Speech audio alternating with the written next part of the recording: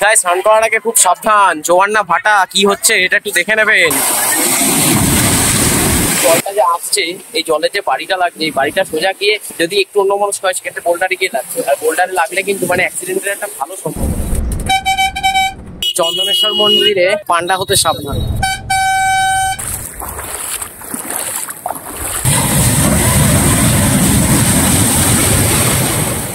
নমস্কার, দীঘার দ্বিতীয় পর্বে একটু রুম থেকে ফ্রেশ হয়ে সদ্য বেরোলাম সবে, খাওয়া দাওয়া করে এখন যাবো উদয়পুর তালসারির দিকে। এখনো নিউ দীঘা বিচে যাইনি, যাবো আগে উদয়পুর তালসারি বিচে, খেয়ে নি তার আগে, খাওয়া দাওয়াটা করে নি, তারপর গাড়ি মানে একটা অটো বুক করেছি, অটো আসবে, অটোর নাম্বারটাও দিয়ে দেবো, কত নিচ্ছে সব বৃত্তান্ত সবই বলে দেবো। আপাতত আগে খেয়ে নি, প্রচন্ড খিদা পেয়েছে, সেই সকালবেলায় খেয়েছি, আগে খেয়ে নি। খাওয়ার জন্য এসছি হচ্ছে হোটেলের একদম পাশেই একটা রেস্টুরেন্ট আছে, সেই রেস্টুরেন্টটাতেই খেতে এসেছি। খাওয়ার দামটা কেমন সেটাও আপনাদের জানাচ্ছি। রেস্টুরেন্টে বসলাম, এখানে খাবারের দামটা কিন্তু একটু বেশি, কারণ এটা এসি রেস্টুরেন্ট তো মোটামুটি দামটা একটু বেশি, তাই জন্য না আসাই ভালো। আমার মনে হয় আমরা ঢুকে গেছি এই জন্য, যাই হোক স্ক্রিনে দিয়ে দিচ্ছি তাও। এখানে ফিশ মিল 100 টাকা, এখানে বলছে এটা রুই মাছ বরফের থাকবে, কাতলা মিল 150, পমফ্রেট মিল 250, চিকেন মিল 180। রান্নাটা কেমন হয়েছে? ভালো হয়েছে, খুব ভালো, খুব ভালো খেলাম। খেয়ে দিয়ে বেরোলাম। রেস্টুরেন্টটা খুব ভালো, বিচের পাশে, মিতা গেস্ট ইন, এদের নিজস্ব ওখানে এদের হোটেলও রয়েছে, তার সাথে রেস্টুরেন্টও। আমরা এসিটায় বসেছিলাম, এসিটার রেটটা একটু বেশি কিন্তু কোয়ালিটির দিক থেকে ঠিক আছে, কোয়ালিটি অনুযায়ী দাম ঠিক আছে, সহ্য করার। এখন একটা অটো বুক করেছি, 500 টাকা নেবে, উদয়পুর তালসারি আর চন্দনেশ্বর মন্দির ঘুরে দেখাবে। অটো আসছে, এবার যাবো তালসারির দিকে। তাহলে চলুন এগোনো যাক তালসারির দিকে। তুমি কি কি ঘোরাচ্ছ? যাচ্ছি উড়িষ্যা বর্ডার, কাজু বাগান, রাধাকৃষ্ণ মন্দির, চন্দনেশ্বর মন্দির, তালসারি, উদয়পুর। আচ্ছা, কত নিচ্ছ? ওটা নিচ্ছি 500 টাকা। 500 টাকা। তোমার অটোতে কতজন নাও তোমরা মোটামুটি? 6 থেকে 7 জন নিই। আচ্ছা, আর কারো বাচ্চা টাচ্চা থাকলে 7-8 জন। এই ম্যানগ্রোভ মনে হচ্ছে পুরো।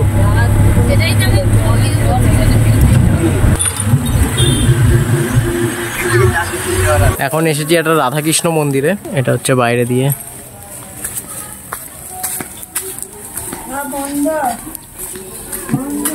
বন্ধ? ও, এখানে ফটো তোলা নিষেধ।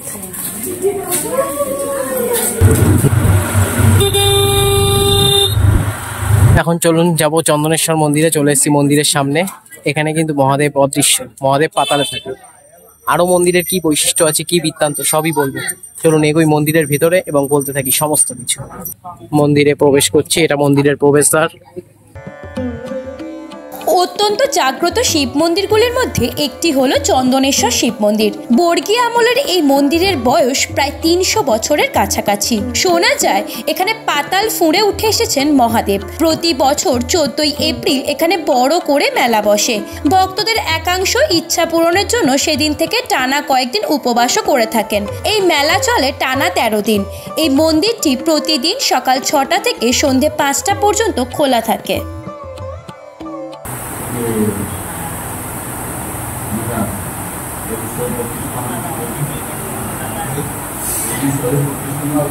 সম্পূর্ণ মন্দিরটা দেখলেন এবং পুজো প্রস্তুতি চলছে এখানে। মন্দিরটা সম্বন্ধে জানলেনও, মন্দিরটা কেন বিখ্যাত, কি জন্য বিখ্যাত। এবার যাব পরবর্তী গন্তব্যের দিকে। মন্দির থেকে বের হচ্ছি, দেখি পরবর্তী গন্তব্য দাদা কোথায় নিয়ে যায়।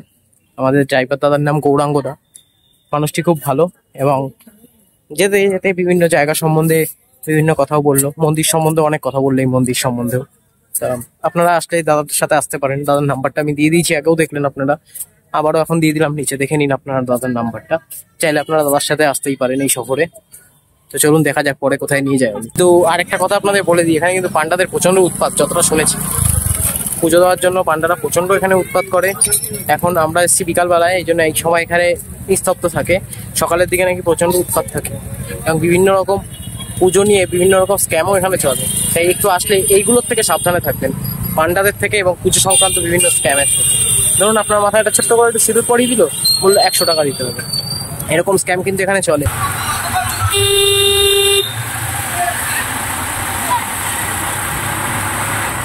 এখন চলে এসেছি তালসারি বিচে। তালসারিতে এখানে গাড়ি রাখার জন্য 20 টাকা করে পার্কিং নেয়, আর চন্দনেশ্বর মন্দিরেও 20 টাকা নেয়। এটা একটু মাথায় রাখবেন। এখানে বিকাল বেলায় এখন সদ্য বিকাল হয়েছে, এখানে বেশ কিছু খাবারের দোকান, কেনাকাটা জিনিসপত্র রয়েছে, বেশ কিছু পর্যটকও রয়েছে, বাইকের ব্যবস্থাও আছে, বাইক নিয়ে চাইলে আপনারা ঘুরতে পারেন। তালসারি বিচে বাইক রয়েছে, বাইকে করে আপনারা ওদিকটায় যেতে পারেন। এমনি অনেক লোকজনও রয়েছে ওদিকে, অনেকেই হেঁটে হেঁটে গেছে, আপনারা এখান থেকে হেঁটেও যেতে পারেন। এখানে একটু জল আছে, এখানে আসলে একটু প্লাস্টিকের জুতো পরে আসবেন, সব থেকে বেশি সুবিধা হবে। বুট ফুট পরে আসবেন না, তাহলে কিন্তু ভিজে যাওয়ার চান্স থাকবে। কত করে নাও তোমরা? আর নিজে চালিয়ে গেলে 200। আমরা তালসারি বিচে বাইক ভাড়া নিয়ে নিয়েছি। এখানে হচ্ছে নিজেরা যদি চালাতে চাও তাহলে ভাড়া পড়বে 200 টাকা করে পার বাইক, আর যদি অন্যের বাইকে তোমরা উঠতে চাও তাহলে সেক্ষেত্রে পড়বে 100 টাকা। দুজন অব্দি তোলা যেতে পারে বাইকে, মানে ওনারা চালাবেন, তোমরা দুজন বসতে পারবে, এটা হচ্ছে 100 টাকায়। আর তোমরা হচ্ছে নিজেরা যদি নিয়ে চালাতে পারো সেক্ষেত্রে তোমরা 3 জন চড়তে পারবে 200 টাকা। তো এবার আমরা যাচ্ছি লাল কাঁকড়ার বিচে, আর তোমাদের ভিউটা একটু দেখাই। এই হচ্ছে ভিউ, আমরা বাইকে করে যাচ্ছি। এখন ভাটা পড়ে গেছে, যার জন্য জল আসেনি, না হলে ওনারা বলছিলেন জল আরো উপরে থাকে। উনি দাদা আমাদেরকে পথ দেখিয়ে নিয়ে যাচ্ছেন কিভাবে যেতে হয়, যদি ওখানে বাইক চালানো একটু রিস্কি ব্যাপার। এই হচ্ছে লাল কাঁকড়া দেখা যাচ্ছে, সব ঢুকে যাচ্ছে, গেলেই ঢুকে যাচ্ছে। এই যে গেলেই এই যে এই আমারটা ঢোকেনি, এই মরে গেছে, ওর ভয় নেই, ও মরে গেছে, তার ভেঙে গেছে বেচারা। বাকি সবাই ওই দূরে দূরে দাঁড়িয়ে রয়েছে, কিন্তু আমরা কাছে গেলেই ওরা সব পালিয়ে যাচ্ছে। এখন এই মোহনায় রয়েছি আমরা, ওই যে মোহনা, পিছনে মোহনা, পিছনে হ্যাঁ পিছনে মোহনা পিছনে। বঙ্গোপসাগরের রং কিন্তু এক এক জায়গায় এক এক রকম। গোপালপুরের ভিডিওতে দেখবেন পুরো নীল। বার্থডে সেলিব্রেটটা করে সেখান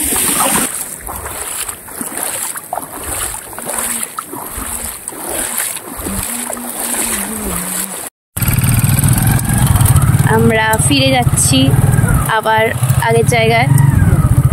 ঘুরে আসলাম তালসারি লাল কাঁকড়ার বিচ, মোহনা, সব জায়গার থেকে বাইক নিয়ে আপনারাও যেতে পারেন। বেশ সুন্দর, নিরিবিলি নিস্তব্ধ। কাপেলদের জন্য তো খুবই সুন্দর, ফ্যামিলি নিয়ে গেলে তো অতজন বাইকে করে যাওয়া সম্ভব না, কিন্তু কাপেল হলে একদম পারফেক্ট।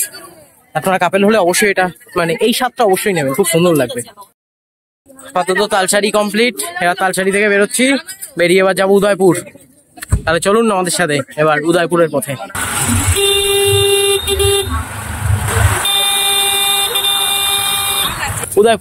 উদয়পুর বিচে চলে এসেছি এখন। উদয়পুর বিচের সামনে, এই উদয়পুরের একটা বিশেষত্ব আছে। বিশেষত্বটা হচ্ছে বিচটাকে যদি মধ্য বরাবর ভাগ করেন, এই বিচের ডান দিকটা, এই ডান পোর্শনটা এটা উড়িষ্যার আন্ডারে, আবার বাঁ দিকটা হচ্ছে বাংলার আন্ডারে। দুটো থানা, দীঘা থানা, এটা উড়িষ্যার আন্ডারে। এই পাশটা দীঘা থানার আন্ডারে, এই পাশটা উড়িষ্যার আন্ডারে। উদয়পুর বিচে কিন্তু বসার জন্য বেশ সুন্দর জায়গা রয়েছে, বসে বসে বিচের ভিউ নেওয়ার জন্য। এই যে বৃষ্টি বসে পড়েছে, বসার জন্য, বিচের ভিউ নেওয়ার জন্য। বেশ সুন্দর সিটিং ক্যাপাসিটি সম্পূর্ণ প্লেস রয়েছে। এখানেও বাইক আছে, বাইকের রেট একই, 100-200। উদয়পুর বিচে এসে যদি বাইক নেন, আপনাকে বলবে যে লাল কাঁকড়া বিচ, মোহনা, এগুলো বলবে। তা এগুলো কিন্তু আপনি তালসারি ঘুরে আসেন, তালসারিতে ধরুন আপনি বাইক চালিয়ে এসছেন, তালসারিতেও যে লাল কাঁকড়ার বিচ, মোহনায় যাবেন, উদয়পুর থেকেও কিন্তু সেখানেই যাবেন। তাই জন্য এটা জেনে যে কোনো একটা জায়গা থেকে করবেন, হয় উদয়পুর থেকে নয় তালসারি থেকে। এই দুটো জায়গাতে এসে ভাববেন না যে দু জায়গায় নিয়ে যাচ্ছে আপনাকে, দুটো লাল কাঁকড়ার বিচ বা দুটো মোহনা, এরকম কিন্তু না।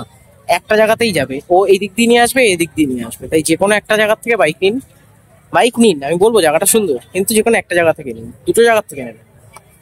দুটো জায়গা থেকে নিলে আপনাকে ঠকতে হবে, দুটো জায়গা থেকে সে ঘুরে একই জায়গায় আসবে।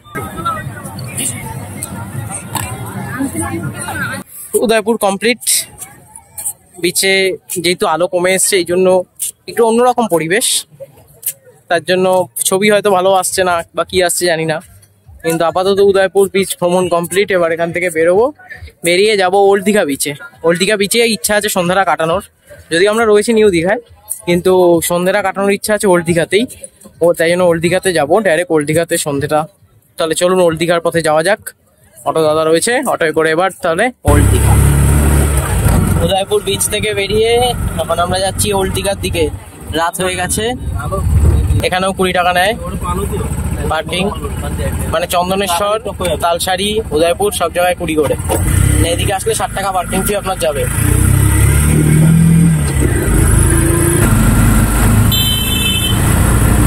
এখন পৌঁছে গেছি হচ্ছে ওল্ড দীঘায়। ওল্ড দীঘা বিচ, আদি সৈকতাবাস, মানে আদি সৈকতাবাস না, সৈকতাবাস। সৈকতাবাসের ঠিক সামনে দিয়ে এই যে গেটটা, এই গেট দিয়ে প্রবেশ করব ওল্ড দীঘা বিচের যে বসার জায়গাগুলো রয়েছে সেখানে। এখানে কিন্তু ফ্যামিলি নিয়ে এসে সন্ধ্যাবেলাটা খুব সুন্দর উপভোগ করা যাবে। এই ওল্ড দীঘার এই জায়গাটা কিন্তু খুব সুন্দর সাজানো এবং সন্ধ্যাটা কাটানোর জন্য খুব সুন্দর। যদি ফ্যামিলি নিয়ে আসেন সেক্ষেত্রেও খুব ভালো লাগবে আপনার। একটা খুব সুন্দর সন্ধ্যা উপহার দিতে পারে জায়গাটা। এই যে প্রত্যেকটা বসার জায়গা, এই যে ঘরগুলো দেখছেন লাইটিং করা করা, এগুলো প্রত্যেকটা হচ্ছে বসার জায়গা। এছাড়াও প্রচুর বেঞ্চ রয়েছে, বাচ্চাদের জন্য বিভিন্ন অ্যাক্টিভিটিস রয়েছে। এই গাড়িগুলো রয়েছে বাচ্চাদের জন্য। কবিগুরুর একটা মূর্তিও রয়েছে এখানে। এই কবিগুরু মূর্তির পাশ দিয়েই আপনারা বসতে পারেন। বাচ্চাদের জন্য এই দোলনা আছে, স্লিপ আছে। দেখুন, যদি আপনি নিউ দীঘায় থাকেন সেক্ষেত্রে আপনি সৈকতাবাসের সামনে, যদি আপনি অটোয় করে আসেন সৈকতাবাসের সামনে নামেন, সৈকতাবাসের সামনে থেকে আপনি ঢুকে যাবেন গেটটা দিয়ে। ঢোকার পরে এই জিনিসগুলো পাবেন। তারপর কিছুটা এগিয়ে আসলেই দেখবেন সামনে এই যে সমুদ্র, উত্তাল সমুদ্র, উত্তাল ঢেউ সমুদ্রের। তারপর আপনি এই যে রাস্তাটা যাচ্ছে, এই সোজা রাস্তাটা, এই রাস্তা বরাবর হেঁটে ওইদিকে গিয়ে আবার বেরিয়ে যেতে পারবেন। সেখানে অটো পেয়ে যাবেন নিউ দীঘা যাওয়ার। ওল্ড দীঘায় থাকলে তো আপনার কোনো বিষয় না, আপনি এখান থেকে সোজা হোটেলে চলে যাবেন। আর যদি নিউ দীঘা থেকে আসেন তাহলে এইভাবে আপনি আপনার প্ল্যানটা সাজাতে পারেন। একটা সন্ধ্যা আপনার বাচ্চা, আপনার ফ্যামিলির জন্য খুবই সুন্দর।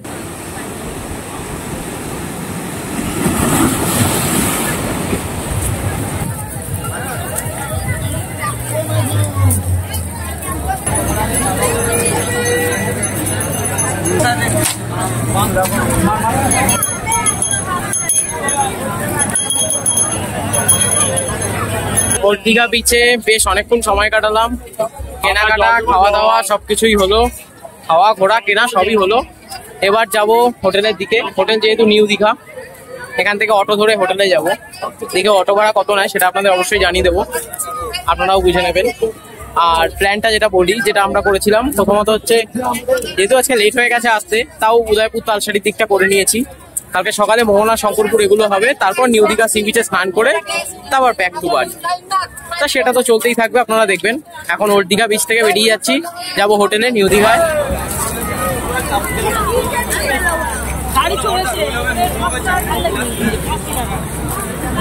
ওল্ড দীঘা থেকে নিউ দীঘা যাবো, একটা হেভি জিনিসে যাচ্ছি, আপনাদের অবশ্যই দেখাবো জিনিসটা। দেখুন, আমাদের ওখানে যেমন স্কুল ভ্যান, ওরকম ইঞ্জিনে চলে কিন্তু, হ্যাঁ, মানে ইঞ্জিন ভ্যানের মতন। দেখি ইঞ্জিন ভ্যানের, স্কুল ভ্যানের মতন গাড়ি।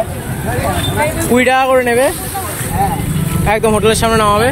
উঠে বসি এবার আমি। একটু তোলো পাঠা, চলো দেখি কিরকম যায়। এটা কিন্তু ইঞ্জিনে চলে, মানে আমাদের যেমন মোটর ভ্যান চলে ওরকম।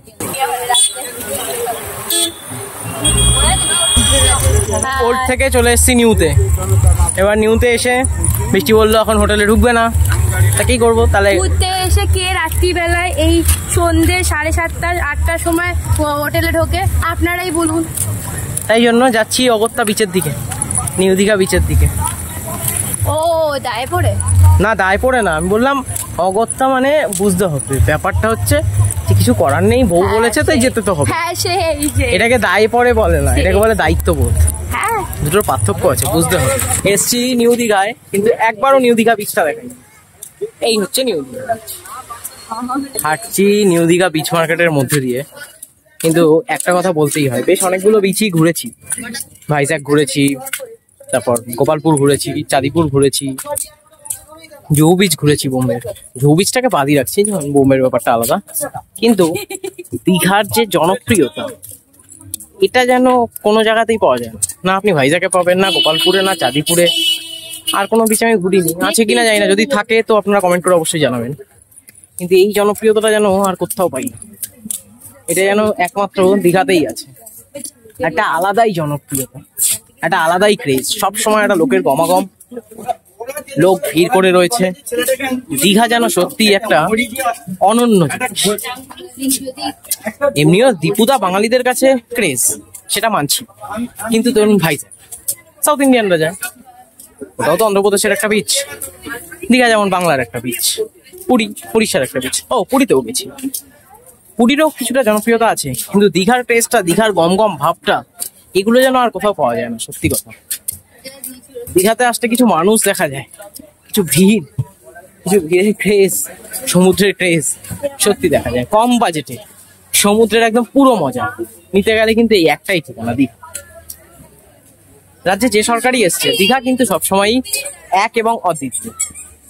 দীঘাকে বিট করতে পারবে না বাংলায় অন্তত কোনো পর্যটন এখনো পর্যন্ত আমার মনে হয়। আপনাদের কি মনে হয় আপনারা অবশ্যই কমেন্ট করে জানাবেন, কিন্তু আমার মনে হয় দীঘাই সেরা। দীঘার ক্রেজ এখনো কোনো বাংলার কোনো পর্যটন কিন্তু এখনো ভাঙতে পারেনি। অনেক অফবিট আছে, কিন্তু আমি বলেছি পপুলারিটির দিক থেকে, পাবলিক ক্রেজ যেখানে মনে হলেই মানুষ যেতে পারে অল্প বাজেটের মধ্যে, এরম জায়গা দীঘার ছাড়া কি আর কিছু আছে? যদি থাকে তো অবশ্যই কমেন্ট করে জানাবেন।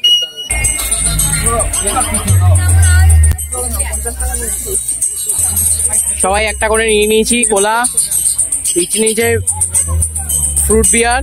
কেমন নিয়েছো? মাতাল যাবে বলে। আপাতত এই কোলার সাথে আজকের রাতের মতন ক্যামেরা বন্ধ হচ্ছে, আবার কালকে সকালবেলায় ক্যামেরা খুলে যাবে। বেরিয়ে পড়বো মোহনার দিকে, প্রথমে মাছ মার্কেট, ঠিক আছে? তাই অবশ্যই সঙ্গে থাকুন, ভিডিও কিন্তু একদম ছেড়ে বেরোবেন না, পুরো ভিডিওটা দেখবেন। মাছ মার্কেটটা কেমন লাগে দেখাবো দীঘায়, আপনারাও জানাবেন কেমন লাগে, কমেন্টে অবশ্যই জানাবেন। আমরা এখন নিউ দীঘা বিচ মার্কেটে আছি, এখান থেকে হোটেলে চলে যাবো, খেয়ে দিয়ে ঘুমিয়ে পড়বো, কারণ ভোরবেলায় বেরোতে হবে। মাছ মার্কেটের ভিডিও করতে গেলে বা মাছ মার্কেট ঠিকভাবে এক্সপ্লোর করতে গেলে আপনাকে ভোরবেলায় যেতে হবে, না হলে মাছের মার্কেটটা আপনি ঠিক পাবেন না। তাই আজকের মতন গুড নাইট, দেখা হচ্ছে কালকে সকালে। চলুন তাহলে এগিয়ে নিয়ে যাওয়া যাক।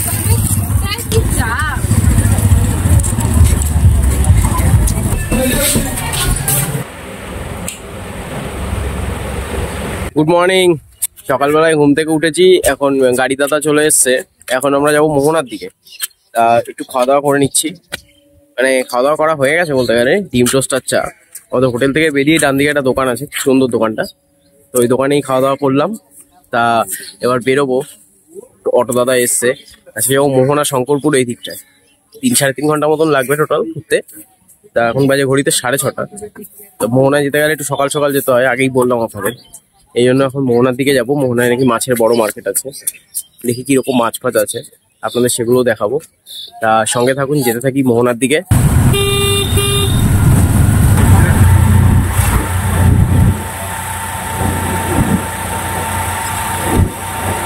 মোহনায় আর নেমে দেখছি বৃষ্টি হচ্ছে, সকাল থেকেই বৃষ্টি হচ্ছিল, এখানে দেখছি আর একটু বেশি বৃষ্টি নামলো।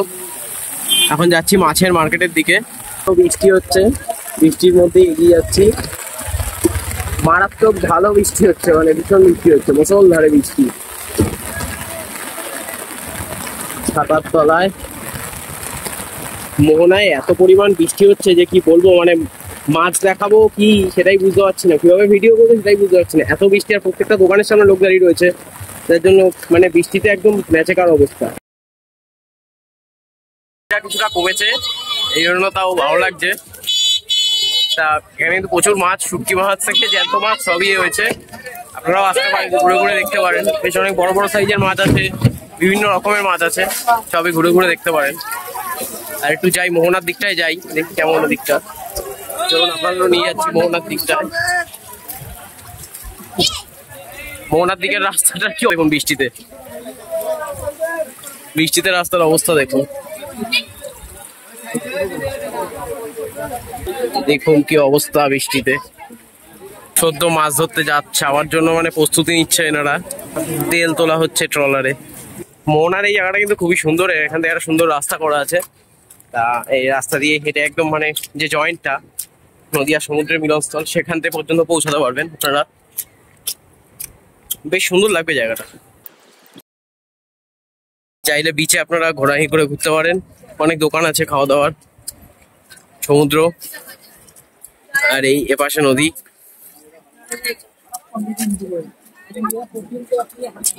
এই যে এই দীঘার মতন বোল্ডার আর কিন্তু কোথাও দেখা যায় না, দেখবেন এই দীঘাতেই শুধু যেন বোল্ডার দেখি, হতো যত বোল্ডার সব দীঘায়। এটা খুব রিস্কি, পা হাত পা কেটে যাওয়া, ছিঁড়ে যাওয়ার জন্য খুব রিস্কি।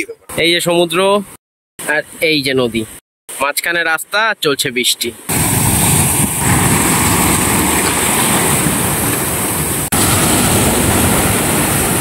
জায়গাটা কিন্তু খুব সুন্দর, এখানে মারাত্মক এই জোরে জোরে ঢেউটা বোল্ডারে যখন লাগছে, দেখতে একটা অন্যরকম সুন্দর।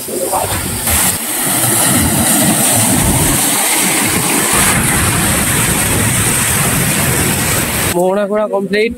ঢেউয়ের তো তেজ দেখলেনি কিরকম, এখানে মারাত্মক তেজ ঢেউয়ের। বোল্ডার রয়েছে, এই ঢেউ একটু সাবধান, বোল্ডারে কিন্তু চোট লাগতে পারে। নিজের সেফটি আগে, সেফটি নিয়ে দাঁড়াবেন বোল্ডারের উপরে যদি দাঁড়ান। আর এবার মোহনা থেকে বেরোচ্ছি, দেখি কোথায় নিয়ে যায় দাদা, হয়তো শঙ্করপুরের দিকে যাব। যেখানেই যাই আপনাদের অবশ্যই জানাবো এবং দেখাবো, তাই সঙ্গে থাকুন, এগিয়ে চলুন, ভিডিওটা পুরোটা দেখুন।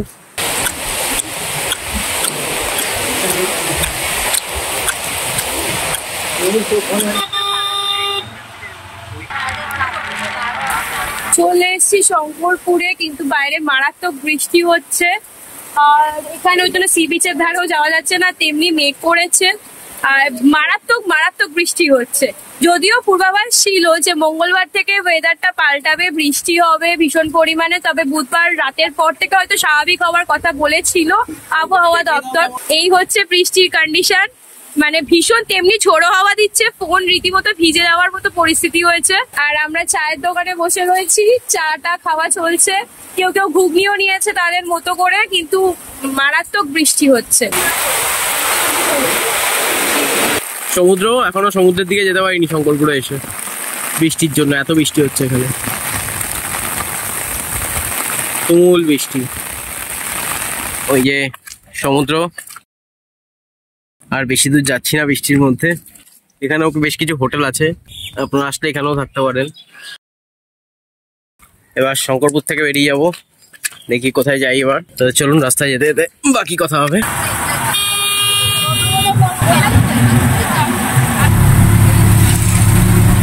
এখন আসলাম হচ্ছে ন্যায়কালী মন্দির। এই ন্যায়কালী মন্দিরটা হচ্ছে শঙ্করপুর আর মোহনার মাঝখানে, মানে রাস্তা অনুযায়ী শঙ্করপুর থেকে মোহনার যে রাস্তাটা তার ঠিক মাঝখানে পড়ে ন্যায়কালী মন্দির।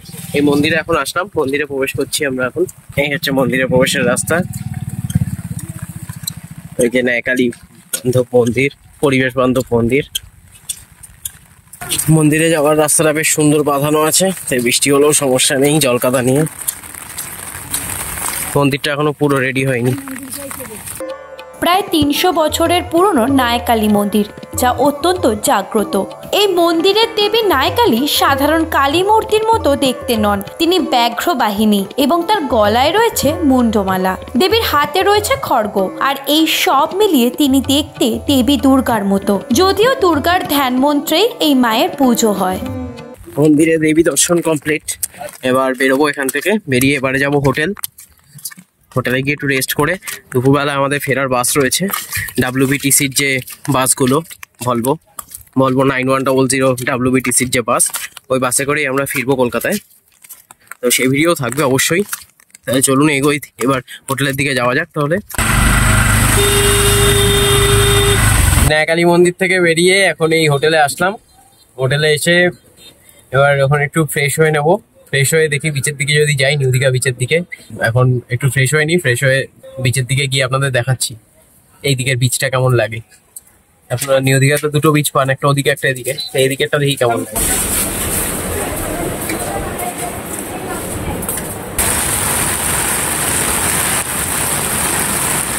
এখন বেরিয়েছি, তখন বললাম যে নিউ দীঘা বিচের দিকে যাবো, তো এখন বেরিয়েছি বিচে যাওয়ার জন্য। বৃষ্টিটা একটু কমেছে, এই জন্য এখন বেরোলাম, বিচের দিকে যাচ্ছি। বিচের সামনেই রয়েছি, মানে আমাদের হোটেল থেকে বিচ বেশি দূর না, হেঁটে হয়তো 2 থেকে 3 মিনিট। এই রাস্তাটাই আর কি আপনার স্টেশনের দিক থেকে এসে সোজা পুরো বিচ, মানে একদম স্টেশনের গেট থেকে বেরোলে যে রাস্তা দেখতে পাবেন একদম সোজা বিচে আসবে, ওর মাঝেই হোটেল। আর এখানে কিন্তু হোটেলটা খুবই সস্তা এই গলিতে। এই রাস্তায় মোটামুটি আপনি 400 থেকে 600 টাকার মধ্যে নন এসি ভালো ভালো রুম পেয়ে যাবেন। এবার সিজনে দুর্গাপুজোর সময় হয়তো একটু রেটটা বাড়বে, কিন্তু ন্যাচারালি কমই থাকে, মানে আর বাদ বাকি সময় দাম কমই থাকে, দামটা যথেষ্ট রিজনেবল। 400 থেকে 600 টাকার মধ্যে ভালো ভালো রুম পেয়ে যাবে। এসি নিলে হয়তো 300-400 টাকা করে বাড়বে। চলে এসেছি বিচের সামনে। বিচটা জল একদমই সামনে, একদম ভাটা নেই, এখন মনে হয় জোয়ার চলছে, এই জন্য সামনে। মানে এই অবস্থায় জলে নামাটা কিন্তু রিস্ক দীঘার জন্য, কারণ দীঘায় যেতে একদম বোল্ডার পাশে, তা আপনি নামবেন বাড়ি খেয়ে বোল্ডারে, লাগলে চোট লাগতে পারে।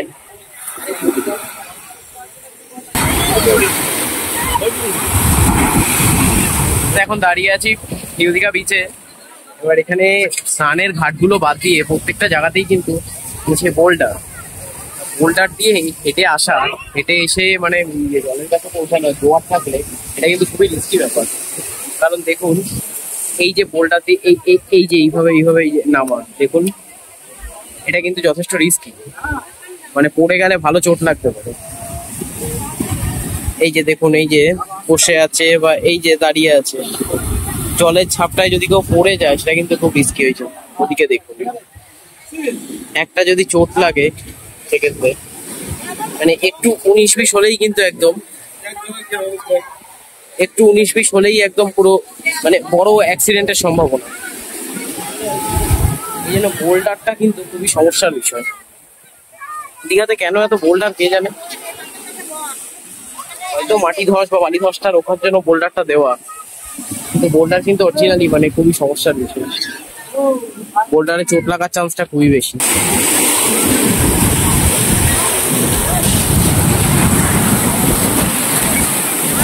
এই যে এখন দেখছেন একদম মানে জলের কাছেই রয়েছি। এবার এই জলটা যে আসছে, এই জলের যে বাড়িটা লাগছে, এই বাড়িটা সোজা গিয়ে যদি একটু অন্যমনস্ক হয় সেক্ষেত্রে বোল্ডারে গিয়ে লাগছে। আর বোল্ডারে লাগলে কিন্তু মানে অ্যাক্সিডেন্টের একটা ভালো সম্ভাবনা। স্নান করার সময় খুবই সাবধানে, যখন জল থাকবে, জল একদম বোল্ডারের কাছাকাছি থাকবে, তখন স্নান না করাই ভালো আমার মনে হয়।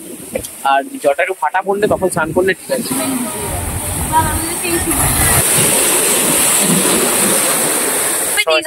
দীঘায় স্নান করতে চাইলে নিউ দীঘা বিচটা অতটাও ভালো না স্নান করতে। না, এটা তো জোয়ার রয়েছে বলতে, যখন ফাটা হয়ে যাবে জলটা নেমে যাবে তখন তো পাথরটা খুব রিস্কি, যে কোনো মুহূর্তে যে কোনো অ্যাক্সিডেন্ট হতে পারে। ওই জন্য জোয়ারের সময়টা খুব সাবধান। এখন যাচ্ছি হোটেলের দিকে, খেয়ে দিয়ে আবার বেরোতে হবে, তো দুটো বাস রয়েছে। হ্যাঁ, বাসটা কেমন হয় সেটাও দেখাবো। মানে ওয়েস্ট বেঙ্গল গভর্নমেন্টের এসি ভলভো বাস। আমাদের টিকিটটা বলে দিয়েছো? না, এখনো বলিনি। আমাদের টিকিট হচ্ছে 410 টাকা করে। আমরা এটা অনলাইনেই কেটেছি রেড বাস থেকে। আপনারাও সেটা রেড বাস থেকে এটা কাটতে পারবেন। সব রকমের গভর্নমেন্ট বাসই পাওয়া যায় ওই অ্যাপের মাধ্যমে। না, এটা কোনো অ্যাপের প্রমোশন নয়, এটা এমনি আপনাদের সুবিধার্থে বলে দিলাম।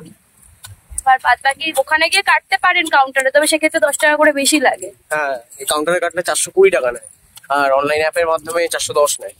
আর একটা কথা, এই আপনারা অনেকে ভাবেন যে এই থার্ড পার্টি অ্যাপগুলো দিয়ে কাটলে এক্ষেত্রে এজেন্ট চার্জ থাকে। যদি সরকারি বাসের টিকিট কাটেন সেক্ষেত্রে কিন্তু কোনো এজেন্ট চার্জ হয় না। এখন হোটেলে যাবো, হোটেলে গিয়ে মানে ড্রেস চেঞ্জ করে খেয়ে দিয়ে বেরিয়ে বাসের দিকে যাবো।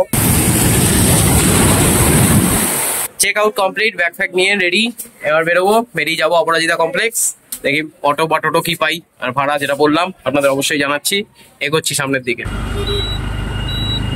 নিউ দীঘা থেকে একটা টোটো নিয়েছিলাম, এই টোটোয় করে আসলাম অপরাজিতা কমপ্লেক্স। ওই যে ওইখানে অপরাজিতা কমপ্লেক্স, মানে যদি দেখাতে হয় ওই যে দেখতে পাচ্ছেন যে বাসটা দাঁড়িয়ে রয়েছে, ওইখানে অপরাজিতা কমপ্লেক্স। তো ওখানে নামিয়েছিল, 20 টাকা করে নিয়েছে। আর আমাদের বাস হচ্ছে এই যে পিছনেই রয়েছে ACT 8 হাবড়া দীঘা। আমরা বারাসাত পর্যন্ত যাব, এবার এই বাসে করে যাব। তা বাসটা কেমন সেটা দেখছি বা বলছি। আর এখন চলে এসেছি বাস স্ট্যান্ডের সামনে, তা বাসে উঠি, তারপর বাসটা কেমন সেটাও জানাচ্ছি।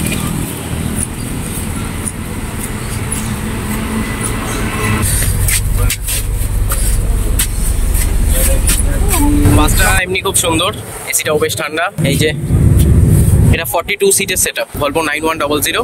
আর জিনিস রাখার জন্য এখানে বাঙ্কার আছে, এখানে কোনো নিচে ঢোকানো হয় না, যা হয় সব এই বাঙ্কারেই রাখতে হয় লাগেজ। এখানে বেশি বড় লাগেজ হলে কিন্তু সমস্যা, আমাদেরই ব্যাগটাই ঢোকাতে সমস্যা হচ্ছিল। এই যে বাসটা বেশ বড়, 11.5 মিটার লম্বা বাসটা। আর বাসে উঠে কেমন লাগছে অভিজ্ঞতা বৃষ্টি শেয়ার করছে। বাসে উঠে পড়েছি, বাসটা খুব সুন্দর। সরি, ACT 8 WBTC-র বাস। এটা যাবে হচ্ছে হাবড়া, মানে দীঘা থেকে হাবড়া যাবে। আমাদের ওর দীঘা এসে এটা তো আগেই বলা হয়েছে, কিন্তু বাসটা খুব সুন্দর, এসিটাও খুব সুন্দর আর খুব কমফোর্টেবল। সিটটা তোমরা চাইলে এটা সেমি স্লিপার, তোমরা চাইলে তোমাদের মতো অ্যাডজাস্ট করে নিয়ে তোমরা শুতে পারো। আর এখন ভিউটা কেমন সেটাই দেখা যাক, তারপর জার্নি শেষে জানাবো আর পুরো জার্নিটা কেমন ছিল।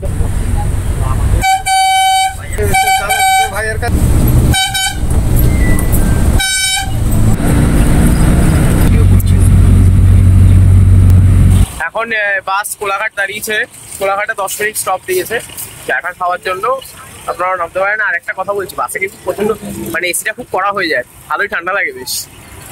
এই জন্য পুরাতা শার্ট বা স্টোল চাদর নিয়ে বসতে পারেন, এটা ভালোই হবে। কোলাঘাটে 10 মিনিট, এটাই একটাই স্টপ, 8 স্টপ দেবে না, তারপর ডাইরেক্ট চলে যাবে। আর কোনো মানে কোথাও দাঁড়ানো নেই। বাসে উঠে পড়েছি, এবার বাস ছাড়ার পালা। আমি নিয়েছিলাম একটু লিটল হার্টস আর একটু পপকর্ন। এখানে খাবারের দামগুলো রিজনেবল আছে। ছোলা।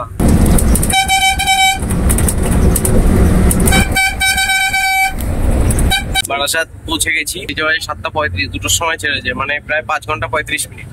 অনেক জায়গায় জ্যাম পড়েছিল, বিশেষ করে গোলাঘাটের ওখানটায় প্রচন্ড জ্যাম ছিল বোম্বে রোডে, এই জন্য একটু বেশি লেট হয়েছে। তাই এখন বারাসাত ঢুকছি, মানে ঢুকেই গেছি। ভিডিও এখানেই শেষ হচ্ছে, আমাদের দীঘা ভ্রমণ পর্বটা এখানেই শেষ হলো।